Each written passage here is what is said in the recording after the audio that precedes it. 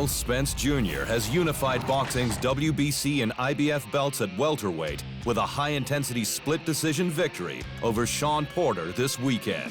It was a relentless 12 rounds that should feature prominently on quite a few Fight of the Year lists.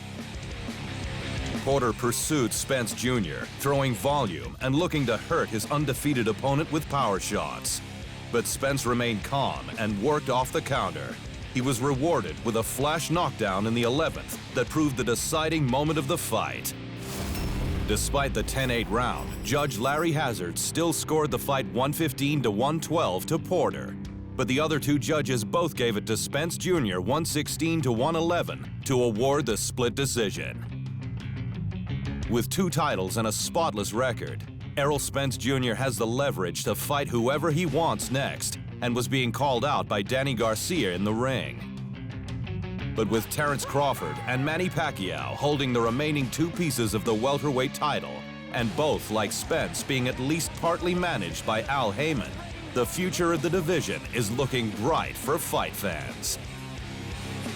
In heavyweight news, the long-anticipated rematch between WBC champ Deontay Wilder and Luis Ortiz was finally made official in a press event held just before the Spence Jr. Porter fight. Wilder-Ortiz 2 will take place on November 23rd at the MGM Grand Garden Arena. Wilder expects to win and then move on to a February 22nd rematch with lineal champ Tyson Fury. But this being boxing, absolutely anything could happen. And in surprising news, former British dual-division boxing champion Nigel Benn has announced a return to the ring at age 55, a full 23 years since he last fought.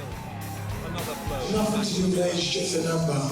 I'm telling you that right now. I'm more fitter now than I ever have. I'm doing harder training than I ever have. So I just know me, so I'm in good shape and I'm ready to rock and roll. Nothing ain't changed. The power's still there. Watch me on the pads. Watch me, still there. Taking the shot, I don't know, but I'm gonna find out soon. Ben will fight 40-year-old Sakio Bika in Birmingham in November in a bout being sanctioned by the British and Irish Boxing Authority. Biba's chief medical officer was on hand to allay any fears about Ben fighting at such an advanced age. Basically, the tests that we've done on Nigel Benn to date indicate that his physiology or his physiological age is at least 15 years younger than his chronological age. Basically, that's scientific blood tests, MRI scans, cognitive function, body fat, etc. So really, if you look at some of the boxers who've been sanctioned by other sanctioning boards and provided with licenses, Nigel's certainly as fit, if not fitter than most of them. Certainly he's one of the fittest, if not the fittest, 55-year-old boxer on the planet.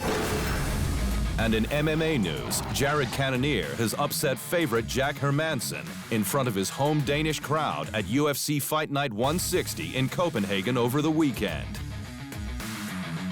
Former heavyweight Cannonier, now fighting at middleweight, resisted Hermansson's early wrestling and pieced Hermansson up from range with accurate striking.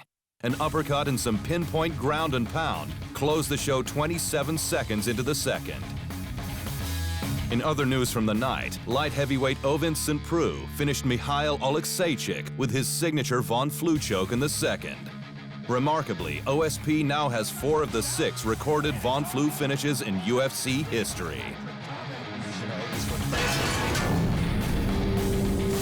The UFC's first show in Denmark saw bonuses go to 4 fighters: Cannonier's first-round upset, Ovin St. Preux's Von Flue, John Phillips's 17-second knockout, and curtain jerker Jack Shore's third-round choke all picked up the extra 50 grand.